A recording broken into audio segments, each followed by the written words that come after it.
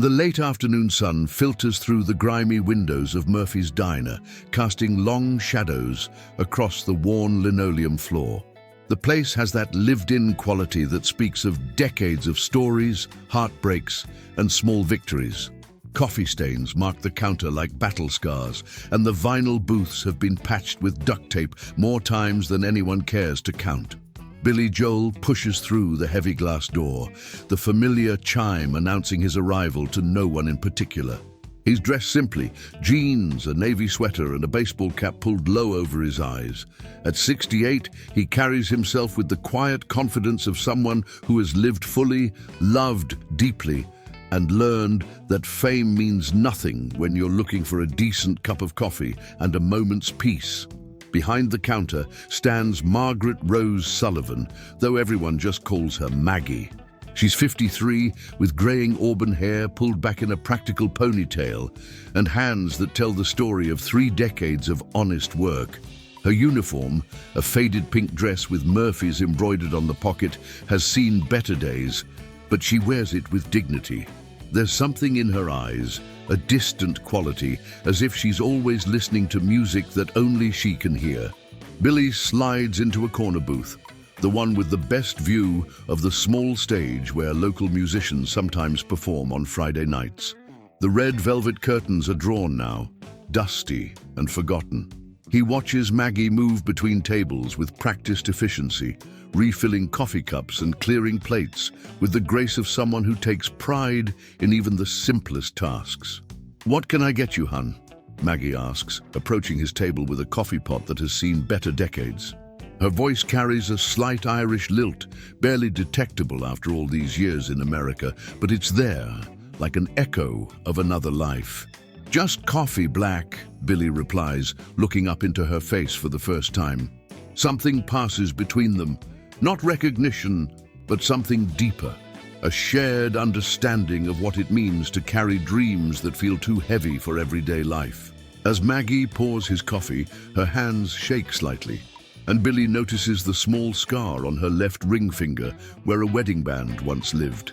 He notices, too, the way she hums under her breath, just a few bars of something hauntingly beautiful that he can't quite place. "Busy day?" he asks, though the diner is nearly empty except for an elderly man reading yesterday's newspaper and a young couple sharing a piece of pie. "They all are," Maggie replies with a tired smile. "But I'm not complaining. Work is a blessing, my mother always said. Maggie," she'd tell me, "as long as your hands can work and your heart can sing, you've got everything you need." She pauses, her eyes growing distant. Of course, she said that before she knew how hard it is to keep your heart singing when life keeps trying to break it. Billy takes a sip of his coffee. It's terrible, but somehow perfect for this moment. "Your mother sounds like a wise woman." She was. Came here from County Cork with nothing but a suitcase and a head full of songs. She used to say that music was the language of the soul, and that every person carries their own symphony inside them. Some people just need help learning how to let it out. There's something in the way Maggie speaks about music that catches Billy's attention. It's not casual conversation. There's a reverence there, a deep understanding that goes beyond appreciation into something more fundamental. "Are you musical yourself?" he asks, surprising himself with the question. Usually he avoids these conversations. Too often they lead to awkward moments of recognition and requests for autographs or selfies. Maggie's cheeks flush slightly, and she glances around the nearly empty diner, as if checking to make sure no one is listening. "I used to be, long time ago, but that's ancient history now."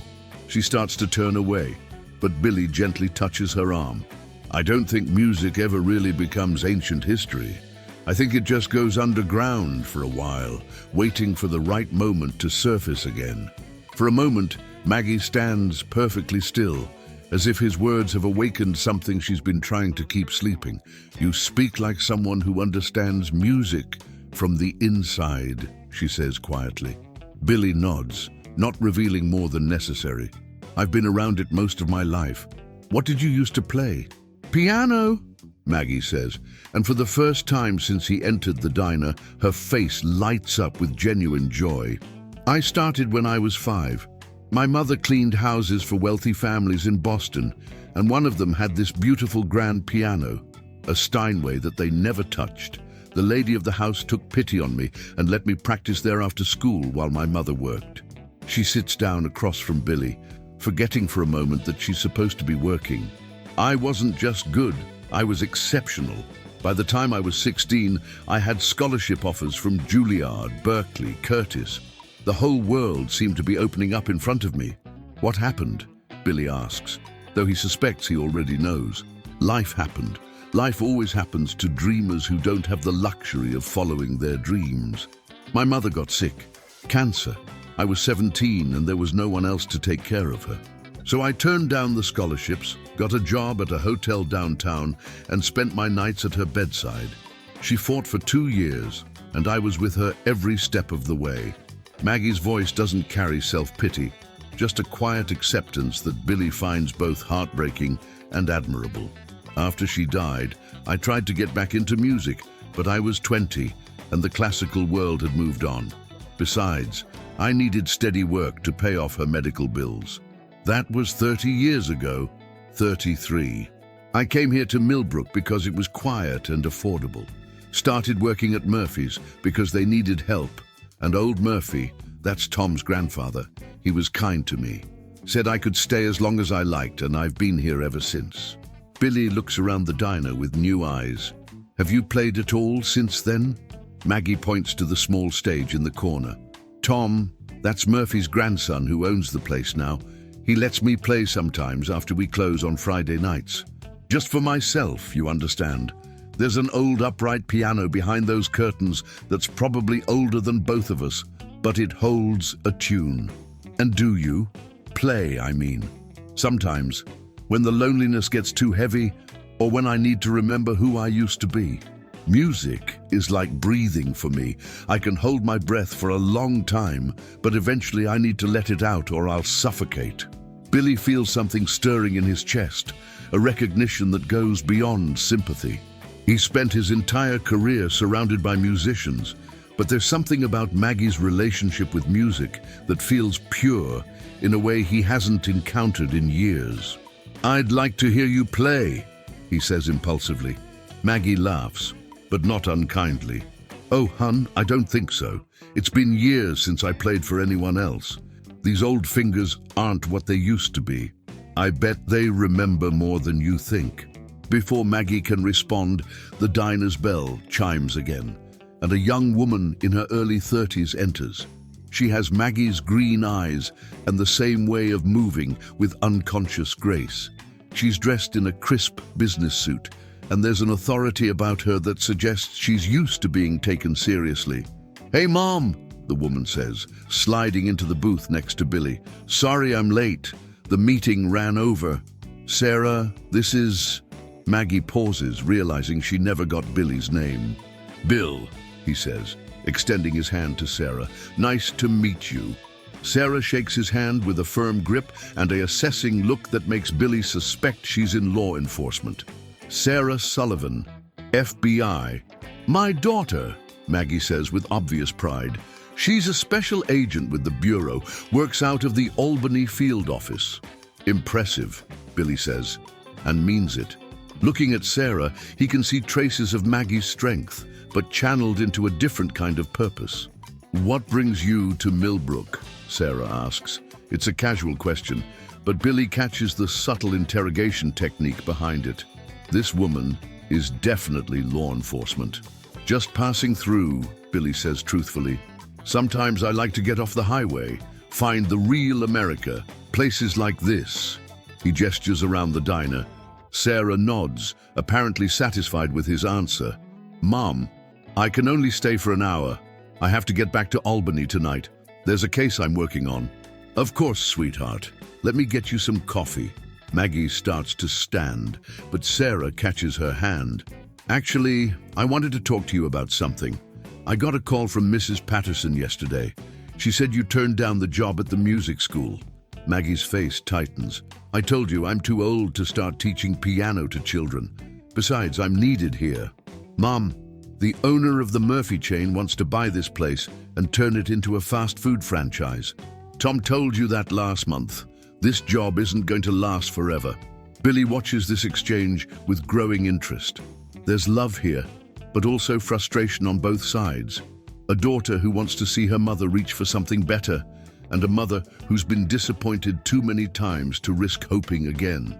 I'm 53, not 20, Maggie says quietly. I don't have the luxury of chasing dreams anymore. It's not chasing dreams, Mom. It's using your gifts. Mrs.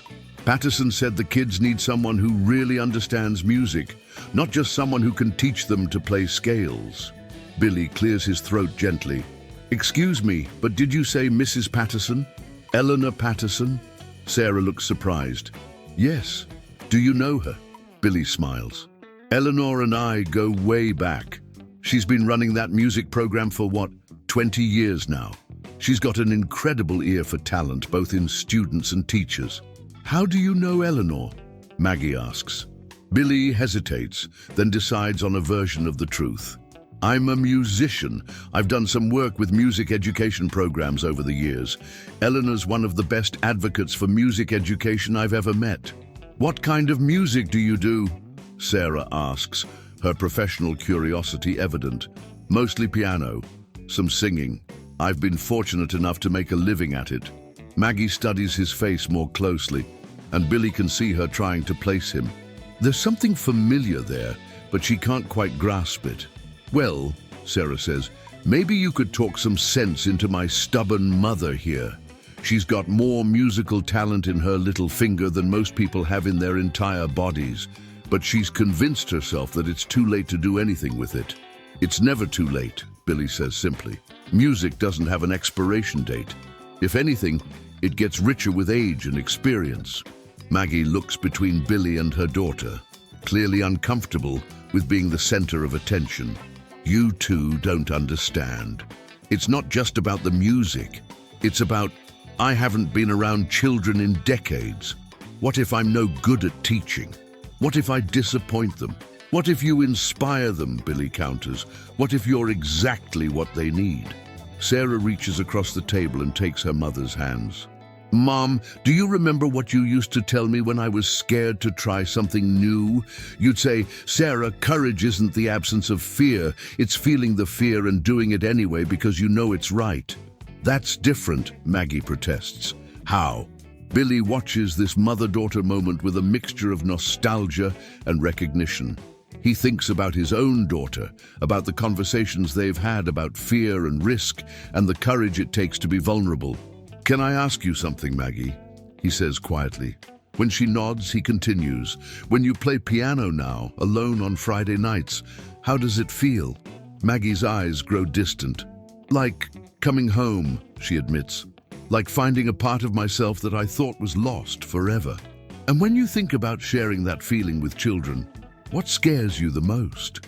She's quiet for a long moment, and Billy can see her working through layers of fear and self-doubt.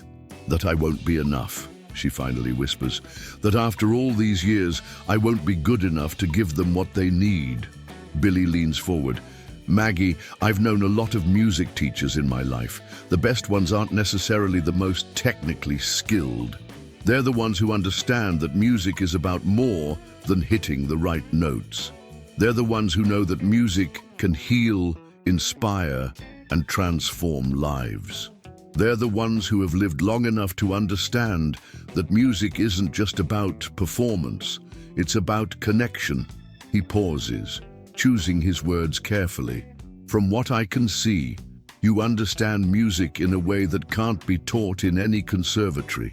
You understand it with your heart, your soul, your life experience. That's exactly what those children need. Sarah squeezes her mother's hands. He's right, Mom. And besides, Patterson wouldn't have asked you if she didn't believe in you. She's met with you 3 times. She's heard you play. She knows what you're capable of. When would it start? Maggie asks hesitantly. Next month. Just 2 days a week to begin with.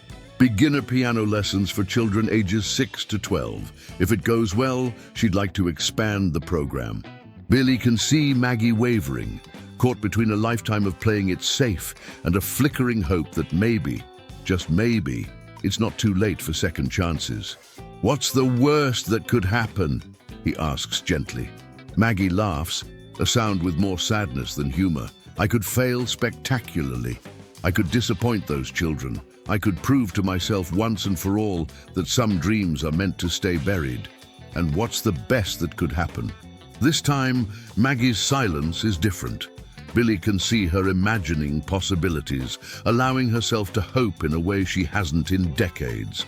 "I could remember what it feels like to share music with someone who's discovering it for the first time," she says softly.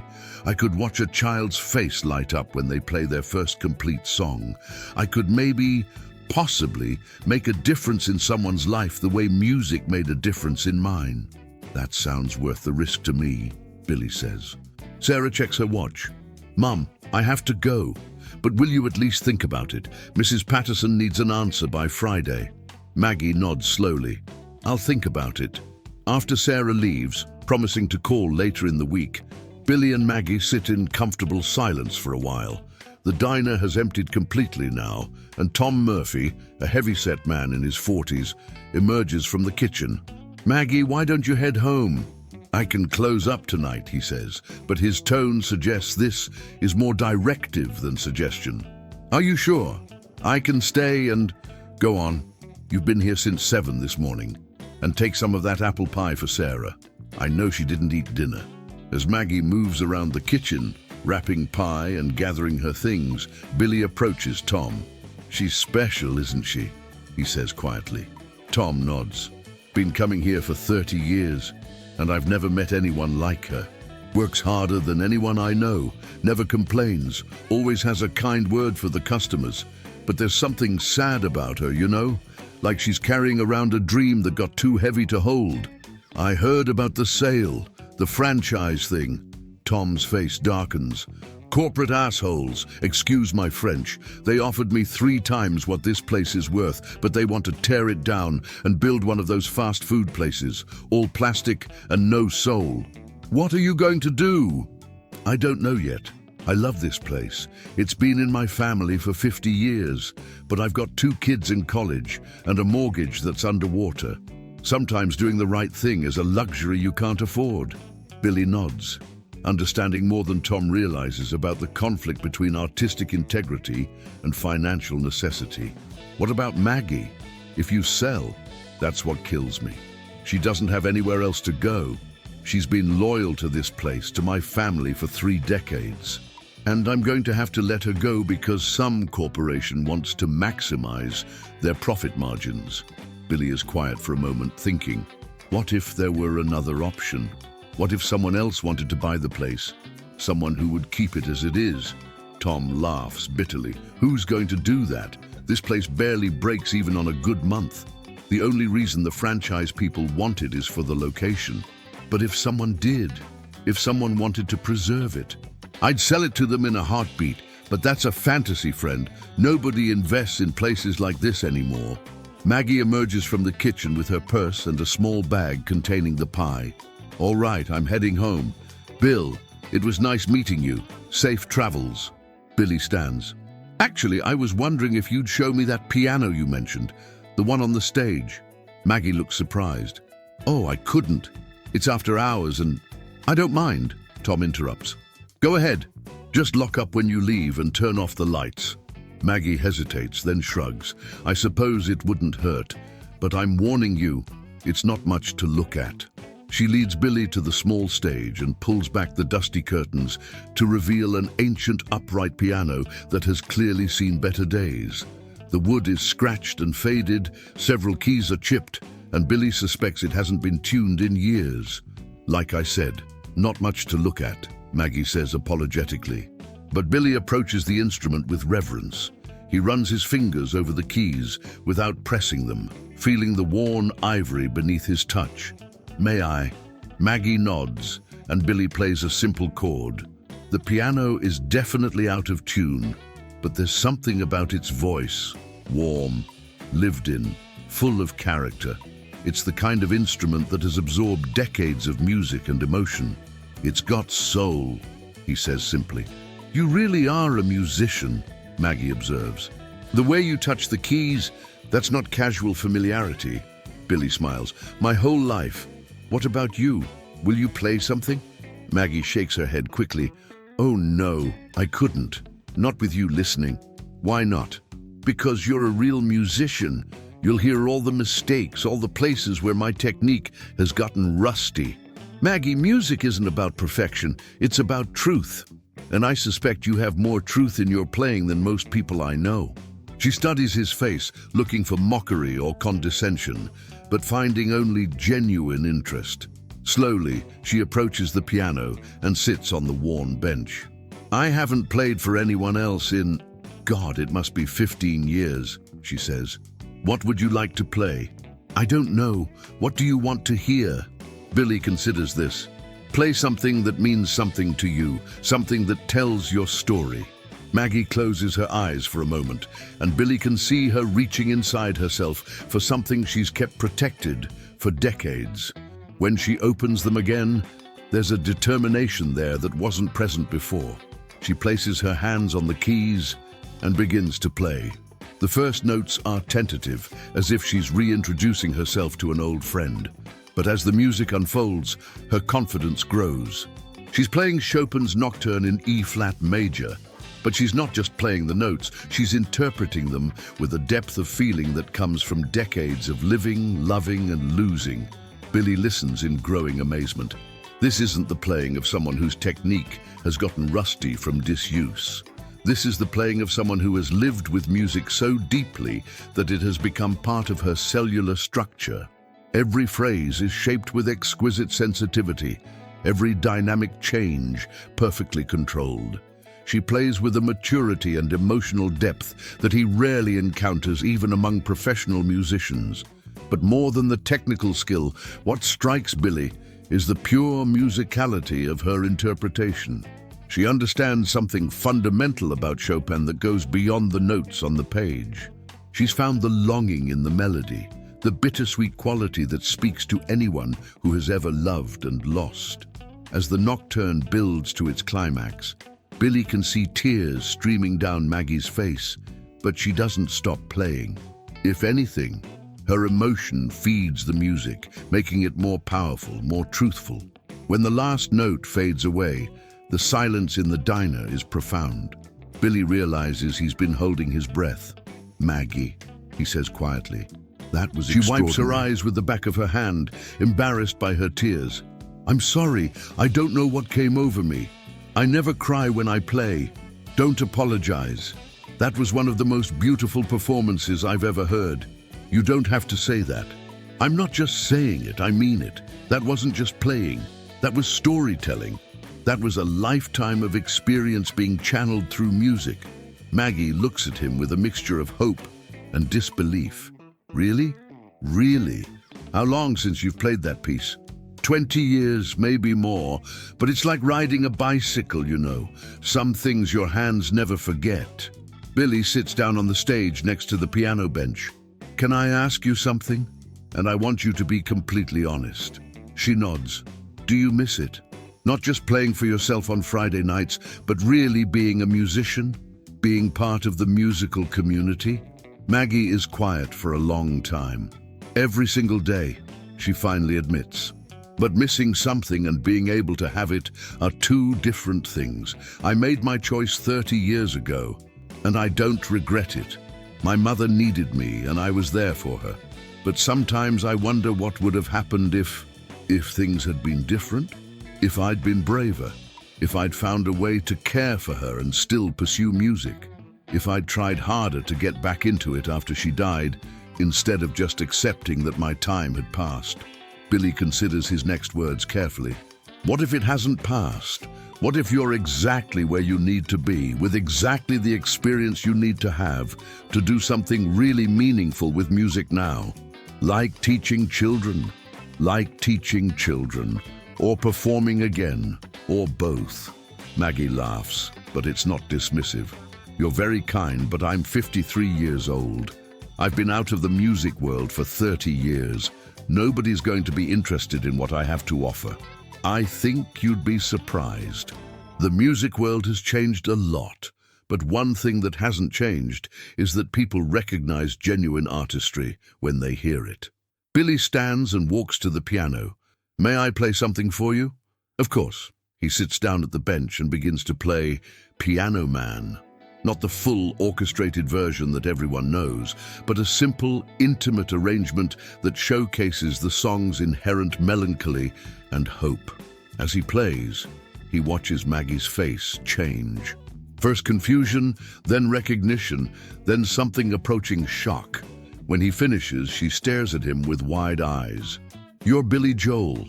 He nods quietly. "I am." Billy Joel is sitting in Murphy's Diner in Millbrook, New York, telling me that I should take a job teaching piano to children. That's about the size of it, yes. Maggie sits down heavily in one of the nearby chairs. "I can't believe this. I've been serving coffee to Billy Joel and telling him my life story. And I've been listening to one of the most gifted musicians I've met in years tell me that she's not good enough to share her gift with others. But you're Billy Joel. You've sold millions of albums. You've played Madison Square Garden more times than anyone in history. You're in the Rock and Roll Hall of Fame. And you played Chopin just now with more soul and authenticity than I heard at Carnegie Hall last month. Maggie, success and artistry aren't the same thing. I've been incredibly fortunate in my career, but what I heard from you tonight, that was pure music. That was someone who understands the language of the heart." Maggie shakes her head, overwhelmed. "I don't understand. What are you doing here in this place?" Billy leans back against the piano. "Same thing as you, I guess. Looking for something real. I was driving back from a meeting in Boston, got tired of the highway, and saw the sign for Millbrook. Sometimes the best conversations happen in the most unexpected places. This is insane. My daughter works for the FBI, and I'm having coffee with Billy Joel. If this is a dream, I don't want to wake up." "It's not a dream, and your daughter would probably be very interested to know that her mother is incredibly talented. She knows I play piano. She just doesn't know how seriously I used to take it. Why haven't you told her?" Maggie considers this. "I suppose because admitting how much I gave up would make it real. As long as I don't talk about it, I can pretend it wasn't that important to me. But it was important to you. It was everything to me. Music was going to be my life, my career, my identity. When I gave it up, I felt like I was giving up myself." Billy nods, understanding more than she realizes. "Can I tell you something? I've met a lot of musicians over the years, some incredibly successful, some still struggling, some who gave up their dreams for practical reasons. And I've learned something important. The music never really goes away. It just waits. Waits for what? For the right moment, for the right opportunity, for the courage to try again." Maggie looks around the empty diner, at the dusty stage, at the out-of-tune piano that somehow still manages to make beautiful music. "You really think I should take the teaching job? I think you should do whatever makes you feel alive again. But yes, I think those children would be incredibly fortunate to learn music from someone who understands it the way you do. What if I'm terrible at teaching? What if you're wonderful at it? What if you discover that sharing your love of music with others is even more fulfilling than performing ever was?" Billy stands and walks to where Maggie is sitting. "Can I share something with you? Some of my most meaningful musical experiences haven't been on stage in front of thousands of people. They've been moments like this, connecting with someone over music, discovering that the thing I love most in the world can touch another person's life in a meaningful way." "Really? Really?" The applause is nice, but it's not why most of us do this. We do it for moments when music creates a bridge between souls, when it says something that words can't express, when it makes someone feel less alone in the world. Maggie wipes tears from her eyes again. "You have no idea how long it's been since I talked to someone who understands music the way you do. How long since you've been around other musicians? Decades. After my mother died, I withdrew from that world entirely. It hurt too much to be around it when I couldn't be part of it. But you can be part of it again. Starting now if you want to." Billy pulls out his phone. I'm going to give you Eleanor Patterson's number, and I want you to call her tomorrow. Tell her Billy Joel recommended you for the position." Maggie's eyes widen. "You can't do that. She'll think I'm crazy." "No, she won't. Eleanor and I have worked together on several music education initiatives over the years. She respects my opinion about musicians and teachers." He scrolls through his contacts and writes down Eleanor's direct number on a napkin. "I'm also going to give you my number. If you take the job and ever want to talk about teaching or music or anything else, call me." "I can't believe you're doing this. You don't even know me." "I know enough. I know you're a gifted musician who's been hiding her light under a bushel for 30 years. I know you understand music in a way that can't be taught. And I know that children need teachers who can show them that music is more than just technique. It's a way of connecting with the deepest parts of themselves and others." Billy sits down across from her again. "Let me tell you about one of my earliest music teachers. His name was Morten Estrin, and he taught piano at Hofstra University. I wasn't a particularly disciplined student. I was more interested in playing by ear than learning proper technique. But Morten saw something in me, some spark that needed nurturing. What did he do? He didn't try to force me into a classical mold. Instead, he helped me understand that all good music, whether it's classical or popular, comes from the same place. An honest, emotional connection between the musician and the material. He taught me that technique is important, but only as a means to express what's in your heart." Billy pauses, remembering. "One day, I was struggling with a particularly difficult piece, and I was getting frustrated. Morten sat down next to me and said, 'Billy, the piano doesn't care if you're famous or unknown, young or old, classically trained or self-taught. It only cares if you have something true to say.' That lesson changed my entire approach to music. What does that have to do with me? Those children at the music school don't need a teacher who can play perfectly. They need a teacher who can show them that music is about having something true to say and finding the courage to say it. Based on what I heard tonight, you have more truth in your playing than most people I know." Maggie stares at the napkin with Eleanor's phone number written on it. "I'm terrified." "Good. That means it matters to you. What if I call her and she says the position has been filled? Then you'll know you tried. But what if she's been waiting for exactly the right person and you're it?" Billy checks his watch. It's after 9 o'clock. "I should let you get home. But before I go, I want to ask you one more favor." "What?" "I'd like to hear you play something else. Something more personal this time, not classical. Something that comes from your own heart." Maggie hesitates. "I don't really compose anymore." "You don't have to compose something new. Just play whatever feels right in this moment." She returns to the piano, and this time she doesn't hesitate. She begins to play a gentle, flowing melody that Billy doesn't recognize. It's not technically complex, but it's deeply expressive, a musical meditation on longing, loss, and the tentative hope that maybe, just maybe, it's not too late for second chances. As she plays, Billy realizes that this is what's been missing from so much contemporary music. This quality of lived experience, of hard-won wisdom, of beauty that comes not from perfection, but from authenticity. When she finishes, he applauds softly. "That was beautiful. Did you write that?" "A long time ago. After my mother died, I went through a period where I wrote music as a way of processing my grief. But I never did anything with those pieces." "How many Maybe did you 20 write? Or 30. They're all upstairs in my apartment, in an old trunk with the rest of my music." Billy feels a surge of excitement. "Maggie, those songs, they're not just personal exercises. They're art. They deserve to be heard." "By whom?" "It's not like there's a big market for sad songs by middle-aged waitresses. You'd be surprised. Some of the most powerful music ever written has come from people who lived through loss and found a way to transform it into something beautiful." Billy stands and begins pacing around the small stage, his mind racing with possibilities. "Listen, I have an idea. It's probably crazy, but hear me out." "Okay. What if you took the teaching job? Assuming Eleanor still wants you, And also started performing again, just small venues at first, coffee shops, local clubs, places like this. Billy, I haven't performed in public in 30 years. So, some of the best musicians I know didn't start their careers until they were older.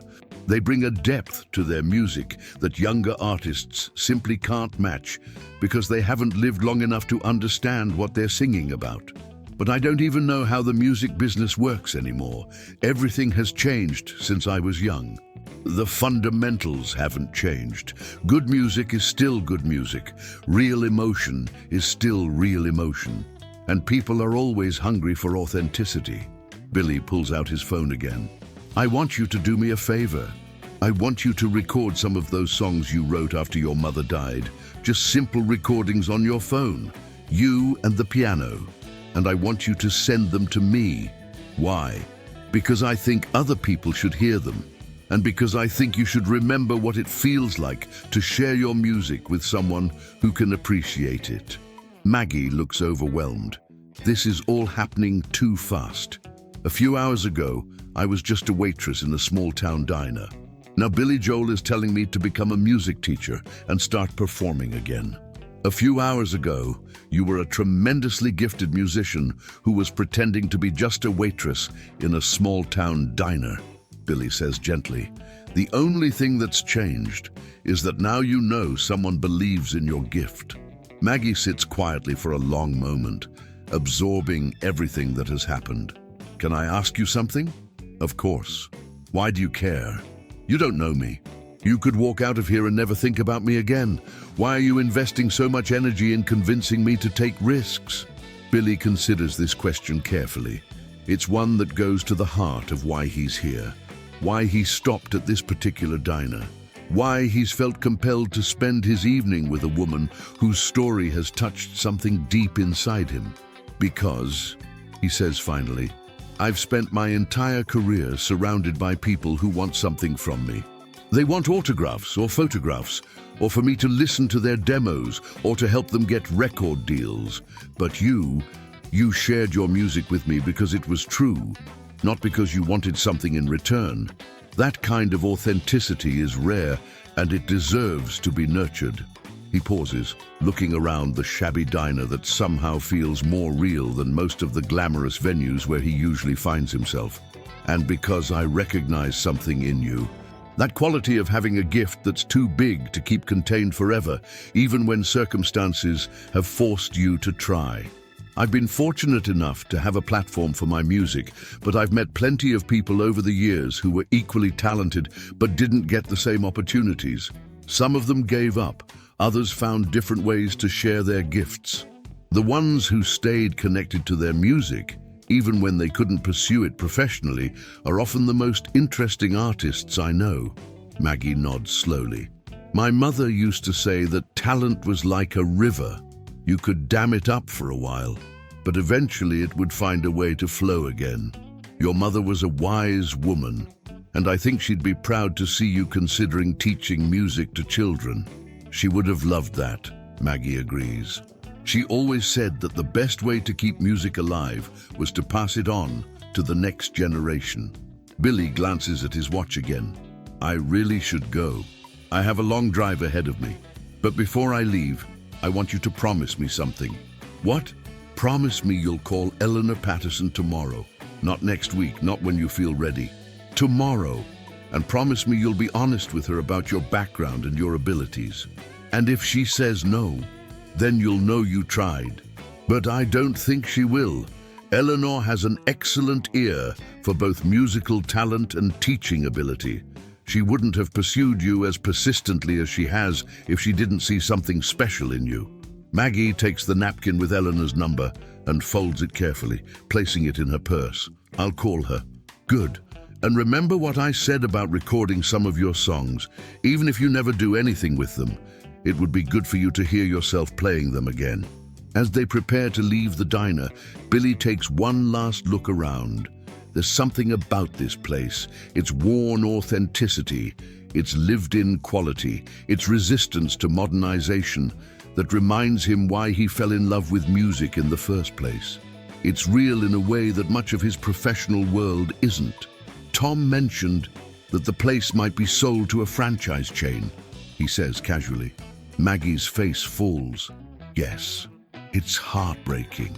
This place has been a gathering spot for the community for 50 years. Tom's grandfather built it from nothing, and Tom's been trying to keep it alive. But the economics are brutal. What would it take to keep it open? Someone with deep pockets and a romantic attachment to small-town diners. In other words, a miracle. Billy files this information away, already formulating an idea that he's not ready to share yet. They lock up the diner together, and Billy walks Maggie to her car, a 15-year-old Honda that's clearly been well maintained, despite its age. "Thank you," she says simply, "for listening, for understanding, for making me remember who I used to be. You're still that person, Maggie. You just forgot for a while." As she drives away, Billy sits in his own car for a few minutes, thinking about the evening's events. He's met thousands of musicians over his career, but there's something about Maggie Sullivan that has affected him deeply. Maybe it's her authenticity, or her resilience, or the way she carries her unfulfilled dreams with such grace. Whatever it is, he knows that this encounter has changed something in him. He pulls out his phone and makes 2 calls. The first is to Eleanor Patterson. It goes to voicemail, as he expected at this late hour. "Eleanor, it's Billy. I hope you're well. Listen, I met someone tonight who I think would be perfect for that teaching position you've been trying to fill. Her name is Maggie Sullivan, and she'll be calling you tomorrow. She's exceptionally gifted, one of the most musical people I've encountered in years. She's been out of the music world for a while due to family circumstances, but she's ready to come back. I think she could be exactly what your program needs. Give her serious consideration, will you? I think you'll be impressed. Talk soon." The second call is to his business manager. "Michael, it's Billy. Sorry to call so late. I need you to look into something for me. There's a diner in Millbrook, New York, called Murphy's. The owner is considering selling to a franchise chain, but I want to know if there are other options. What would it take to buy the place and keep it running as an independent operation? I know it sounds crazy, but humor me on this one. And Michael, keep this quiet for now. I'll explain more later." Indeed, as Billy drives through the quiet streets of Millbrook on his way back to the highway, he finds himself humming the melody that Maggie played at the end of the evening, that beautiful melancholic piece she wrote after her mother's death. There's something about that melody that stays with him, something that speaks to universal experiences of loss and hope and the courage to begin again. 3 days later, Maggie stands outside the Riverside Music Academy, nervously clutching the folder containing her teaching materials and her resume. Eleanor Patterson's office is on the 2nd floor of a beautifully restored Victorian house that serves as the Academy's main building.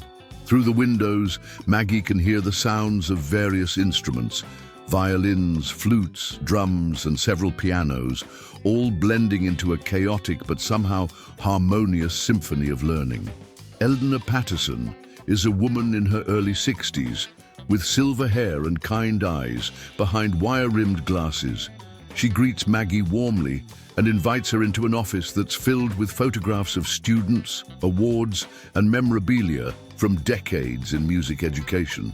"I have to admit I was intrigued by Billy Joel's message," Eleanor says after they've exchanged pleasantries. "He doesn't make recommendations lightly. In fact, in all the years I've known him, I don't think he's ever called me about a potential teacher. He's been very kind to me," Maggie says, still somewhat overwhelmed by the surreal turn her life has taken. "Tell me about your background. I know from our previous conversations that you studied piano seriously when you were younger, but Billy seemed to suggest there's more to the story." For the next hour, Maggie finds herself opening up in a way she hasn't in years. She tells Eleanor about her early training, about the scholarship she turned down, about her mother's illness and the 30 years that followed. She talks about her deep love of music and her fear that she's been away from it too long to be effective with children. Eleanor listens attentively, asking thoughtful questions and taking notes. When Maggie finishes her story, Eleanor sits back in her chair. "I'd like to hear you play something," she says. They move to a small recital room that contains a beautiful baby grand piano. Maggie sits at the bench, takes a deep breath, and plays the same Chopin nocturne she played for Billy 3 nights earlier. But this time, she's less nervous and more focused on sharing the music rather than proving herself. When she finishes, Eleanor is quiet for a moment. "That was exceptional." Billy was right. "You have a rare gift for musical expression." "Thank you. But more importantly for what we do here, I can hear something in your playing that can't be taught, a deep understanding of what music means. That's what our students need most." Eleanor explains the position in detail. It would start with 2 days a week, teaching beginning piano to children ages 6 through 12. The Academy's philosophy emphasizes musical literacy and expression over pure technical training, with the goal of helping children develop a lifelong love of music. "Our students come from all backgrounds," Eleanor explains. "Some have parents who are professional musicians, others have never been exposed to classical music at all. What they all need is a teacher who can meet them where they are and help them discover their own musical voices." "That sounds wonderful," Maggie says, "but I have to ask, are you sure about this? I haven't taught children before, and it's been so long since I've been part of a formal music program." Eleanor smiles. "Maggie, I've been running this academy for 22 years.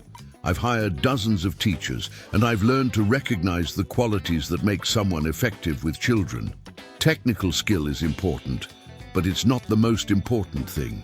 What matters most is the ability to inspire, to nurture, and to help students connect with music on an emotional level." She pauses, looking directly at Maggie. "Everything you've told me about your life, the sacrifices you made, the way you've kept music alive in your heart even when you couldn't pursue it professionally, the depth of understanding you've developed through your experiences, all of that has prepared you to be exactly the kind of teacher these children need. When would I start?" "Monday, if you're willing. We have 12 students enrolled in the beginner program, ages 6 to 10. They're eager to learn, and I think you'll find them incredibly rewarding to work with." Maggie feels a surge of excitement mixed with terror. "I'd like to accept the position." "Wonderful. Welcome to the Riverside Music Academy family." As they're finalizing the details of Maggie's employment, Eleanor's phone rings. She glances at the caller ID and smiles. "Speak of the devil. It's Billy." She answers the phone. "Hello, Billy. I was just meeting with Maggie Sullivan." "Yes, she's right here, so she's wonderful, and she's accepted the position." "I think so too. Would you like to speak with her?" Eleanor hands the phone to Maggie, who takes it with slightly trembling hands. "Hello, Maggie, it's Billy. How did the interview go?" "I got the job," she says, still hardly believing it herself. "That's fantastic. I knew Eleanor would see what I saw in you. I can't thank you enough. If you hadn't encouraged me to call her, you would have found your way back to music eventually. I just helped speed up the process a little." There's a pause, and then Billy continues. "Listen, I have something else I wanted to run by you. Are you free for lunch tomorrow? There's something I'd like to discuss with you." "Of course. Where would you like to meet?" "How about Murphy's Diner? Say noon." Maggie is surprised. "You're coming back to Millbrook?" "I have some business in the area. I'll see you tomorrow." That evening, Maggie calls her daughter with the news. "Mom, that's incredible," Sarah exclaims. "I'm so proud of you for taking the leap. I'm terrified," Maggie admits. "What if I'm terrible with the children? What if I've forgotten how to teach?" "Mom, you taught me how to play piano when I was little, remember? You were patient, encouraging, and you made it fun. Those kids are going to love you. That was different. You were my daughter. And these children will benefit from all the love and wisdom you've gained since then. Besides, you'll have the support of the other teachers at the academy. You won't be doing this alone." After she hangs up with Sarah, Maggie sits at her small upright piano in her apartment and plays through some simple pieces she remembers from her own childhood lessons. She tries to imagine sharing these pieces with 6-year-olds, helping them discover the joy of making music with their own hands. For the first time in decades, she allows herself to feel genuinely excited about the future. The next day, Maggie arrives at Murphy's diner a few minutes early. Tom greets her with obvious curiosity. "Back so soon? And what's this I hear about you taking a job at the music academy?" Word travels fast in small towns, Maggie reflects. News to me that the news was already out. Eleanor Patterson called this morning to ask if we cater. Apparently, they're having some kind of celebration next week and wanted to know if we could provide food. She mentioned that they'd just hired a wonderful new piano teacher who happened to work here. Before Maggie can respond, Billy walks through the door, this time not bothering with the baseball cap disguise. Several of the lunch customers recognize him immediately, and there's a buzz of excitement in the diner. "Billy Joel!" Tom exclaims. "I had no idea you were the musician Maggie met the other night." Billy shakes Tom's hand warmly. "Your diner has excellent coffee and even better company. Mind if I borrow Maggie for a bit?" They sit in the same booth where they first talked, and Billy orders his usual black coffee. "So," he says once they're settled, "how does it feel to be a music teacher again?" "Ask me next week after I've actually taught my first class," Maggie replies. "But I'm excited. Scared, but excited. That's the perfect combination. It means you care enough to want to do it well." Billy takes a sip of his coffee and looks around the diner. "I wanted to talk to you about something else. I've been thinking about this place, Murphy's. Tom mentioned that he might have to sell to a franchise chain. It would be a real loss for the community. This place has so much history, so much character. What if there were another option? What if someone wanted to buy it and keep it exactly as it is?" Maggie looks at him suspiciously. "What are you thinking?" "I'm thinking that sometimes when you find a place that feels authentic, you do what you can to preserve it." "Billy, you can't be serious. You want to buy Murphy's Diner? I've bought Stranger Things, and this place, there's something special about it. It's real in a way that most places aren't anymore." Billy leans forward. "But here's the thing, I don't want to own it. I want to preserve it. What if there were a way to set up a trust or foundation that would ensure this place stays in the community's hands? What if Tom could continue to run it without the financial pressure that's forcing him to consider selling?" Maggie stares at him. "You're serious about this?" "Completely, but I want to do it right. I don't want to swoop in like some rich outsider and impose my vision on the place. I want to work with Tom and the community to find a solution that honors what this place has always been." "Have you talked to Tom about this?" "Not yet. I wanted to run it by you first, since you know him better than I do." Before Maggie can respond, Tom approaches their table. "Excuse me, but I couldn't help overhearing. Mr. Joel, are you seriously interested in buying the diner?" Billy looks up at him. "I'm interested in helping to preserve it. But I'd like to hear more about your situation first. Do you have a few minutes to sit with us?" Tom glances around the diner, sees that his other customers are settled, and slides into the booth across from them. "My family has owned this place for 50 years, he begins.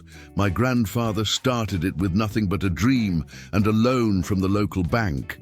My father took it over in the 70s, and I've been running it for the past 15 years. He pauses, clearly emotional. "This place means everything to me. It's not just a business, it's a community gathering place. People come here for more than just food. They come for connection, for conversation, for a sense of belonging." "So why consider selling?" Billy asks gently. "Because I'm drowning financially. The rent has tripled in the past 5 years. Food costs keep going up. And the big chain restaurants on the highway are pulling away customers who used to come here regularly." Tom runs his hand through his hair. "The franchise company offered me 3 times what the place is probably worth, but they want to tear it down and build one of those fast food places. The money would solve all my problems, but it would destroy everything my family built." "What if there were a third option?" Billy asks. "What if you could keep running the place, but without the financial pressure that's been weighing on you?" "I don't understand." Billy explains his idea about setting up a foundation that would own the building and lease it back to Tom at an affordable rate, with the goal of preserving the diner's character and community role. Tom listens with growing amazement. You'd really do that? For a place you've only been to twice? Sometimes you know immediately when something is worth preserving. This place has soul, Tom. That's rare and valuable. But why? What's in it for you? Billy considers this question. Honestly, nothing, financially. But I've spent my career in a business that's increasingly focused on profit over artistry, efficiency over authenticity. When I find a place that prioritizes community and character over the bottom line, I want to support it. He looks around the diner again. And because I met someone here who reminded me why I fell in love with music in the first place. Sometimes preserving a place is a way of honoring the connections it makes possible. Tom is quiet for a long moment. What would this mean for my employees? For Maggie? Nothing would change operationally. You'd still run the place exactly as you do now. The only difference would be that you'd have financial stability and the freedom to focus on what you do best. Maggie has been listening to this conversation with increasing wonder. Billy, this is incredibly generous, but it's also a huge commitment. Are you sure you've thought this through? I've made much bigger commitments to much less worthy causes, he replies. This feels right. Over the next 2 hours, the three of them work through the basic framework of an arrangement that would preserve Murphy's Diner for the community while relieving Tom of the financial pressures that have been threatening its existence. Billy makes it clear that he wants minimal involvement in the day-to-day operations. His role would be purely as a financial backstop to ensure the diner's survival. There is one thing I'd like to propose, Billy says, as they're wrapping up their discussion. I'd like to set up a small stage area where local musicians can perform regularly. Nothing fancy, just a place where the community's musical talent can be shared. Tom grins. You mean like what we used to have? We had live music here every Friday night for years, but we had to stop when the old piano finally gave up the ghost. What if we got a new piano? Or rather, what if we got that old upright properly restored? It has character. Maggie looks between Billy and Tom. You're talking about turning this into a venue for live music. Just one night a week, Billy says. A place where local musicians can share their work, where people can come to hear authentic music in an intimate setting. Think of it as a musical equivalent of what this place already is. A community gathering spot. Tom is clearly excited by the idea. We could call it Murphy's Music Night or something like that. And, Billy adds, looking directly at Maggie, I think the first performer should be our new music teacher here. Maggie nearly chokes on her coffee. Oh no, absolutely not. I'm not ready for anything like that. When will you be ready? Billy asks. Next year? In 5 years? Maggie, you have beautiful music inside you that deserves to be shared. This would be the perfect venue. Intimate, supportive, filled with people who already know and care about you. But I don't have any performance experience. I wouldn't know what to play, how to talk to an audience. You'd figure it out, and you wouldn't be doing it alone. Tom and I would help you plan it, and I guarantee the audience would be rooting for you. Tom nods enthusiastically. Maggie, people in this town have known you for 30 years. They'd love to hear you play. Maggie looks around the diner, trying to imagine it filled with people listening to her music. The idea is both thrilling and terrifying. Can I think about it? Of course, Billy says. But don't think too long. Sometimes the best opportunities come disguised as things we're not ready for. As their meeting winds down, Billy pulls out his business card and writes his personal cell phone number on the back. Tom, have your lawyer call my business manager. We'll work out all the details and make this official. And Maggie, I want you to call me next week and tell me how your first day of teaching goes. I will. And Billy, thank you for everything. I don't know how to repay you for what you've done. You can repay me by sharing your gift with those children and by not hiding your light under a bushel anymore. 2 weeks later, Maggie stands in front of her first class at the Riverside Music Academy. 6 children, ages 6 to 10, sit expectantly at small keyboards arranged in a semicircle. Their faces are bright with curiosity and excitement, and Maggie feels her nervousness beginning to transform into anticipation. Good morning, everyone. My name is Mrs. Sullivan, and I'm going to be your piano teacher. Before we begin, I'd like each of you to tell me your name and one thing you love about music. A 7-year-old girl with pigtails raises her hand eagerly. I'm Emma, and I love how music makes me feel happy when I'm sad. A shy 9-year-old boy speaks quietly. I'm Marcus, and I like how my mom sings to me at bedtime. As each child shares, Maggie feels something awakening inside her, a sense of purpose and connection that she hasn't experienced in decades. These children understand instinctively what it has taken her years to rediscover, that music is fundamentally about emotion, about connection, about finding a way to express what can't be spoken. Those are all wonderful reasons to love music, she tells them. Today, we're going to start learning how to make music together. But first, I want to play something for you. She moves to the upright piano at the front of the room and plays a simple, gentle melody, one of the pieces she wrote years ago, but adapted to be more accessible to young ears. As she plays, she watches the children's faces, seeing wonder and recognition and the beginning of understanding. When she finishes, 8-year-old Sophie raises her hand. Mrs. Sullivan, that was beautiful. Did you write that song? I did, a long time ago. Can you teach us to write songs too? Maggie smiles, feeling a surge of joy and possibility. Absolutely.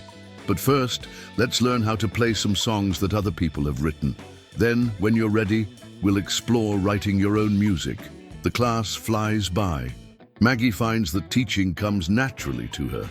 She has an intuitive sense of how to break complex concepts into manageable pieces, how to encourage without overwhelming, how to help each child find their own path to musical understanding. When the parents arrive to pick up their children, several of them linger to talk with Maggie. Emma's mother thanks her for making her daughter so excited about music lessons. Marcus's father mentions that his son spent the entire car ride home humming the melody Maggie taught them. Eleanor Patterson observes the class from the doorway and approaches Maggie afterward. How did it feel? She asks. Like coming home, Maggie replies honestly. I had forgotten how much joy there is in sharing music with someone who's experiencing it for the first time. The children loved you. I could see it in their faces. I loved them too.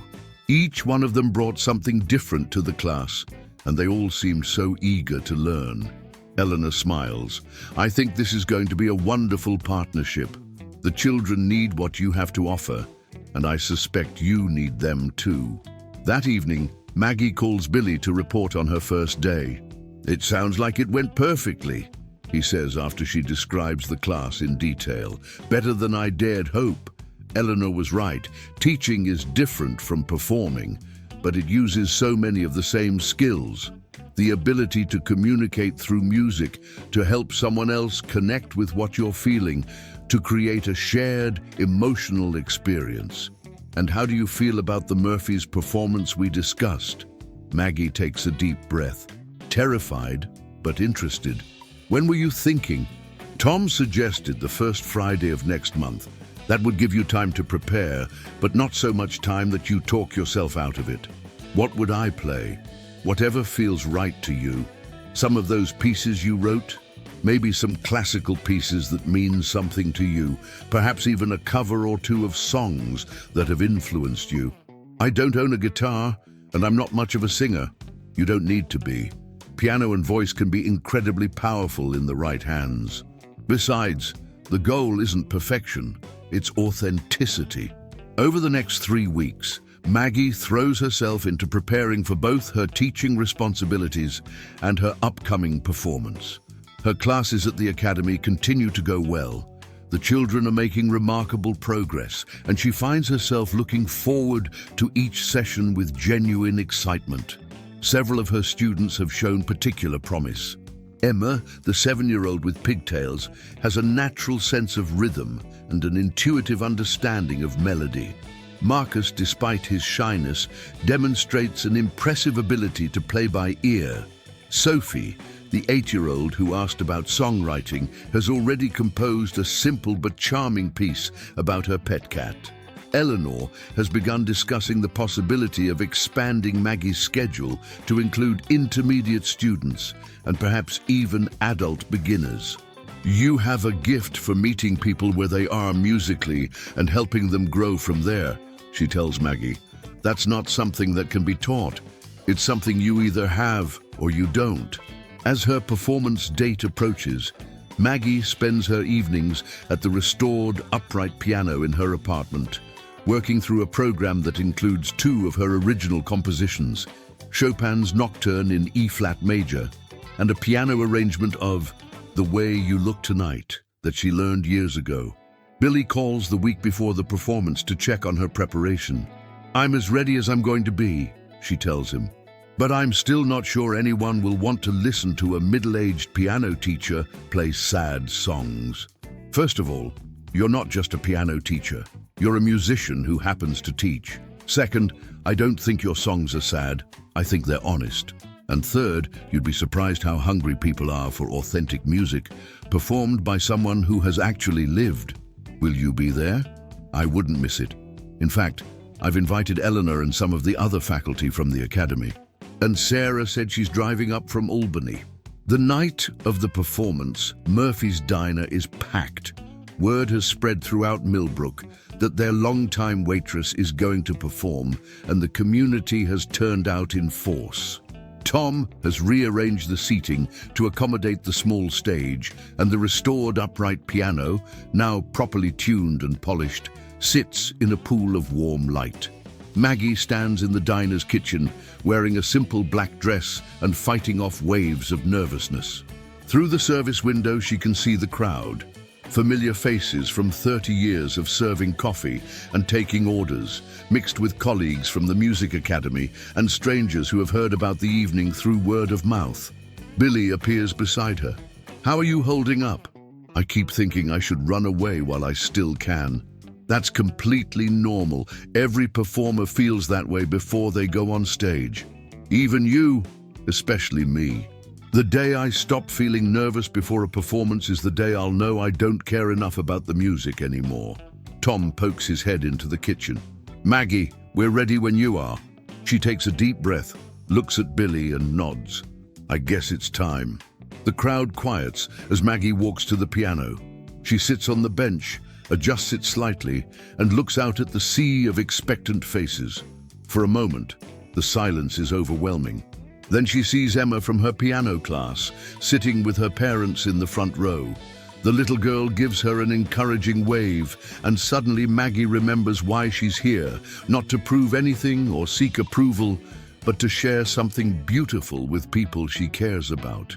"Good evening," she says, surprised by how steady her voice sounds. "Thank you all for being here tonight.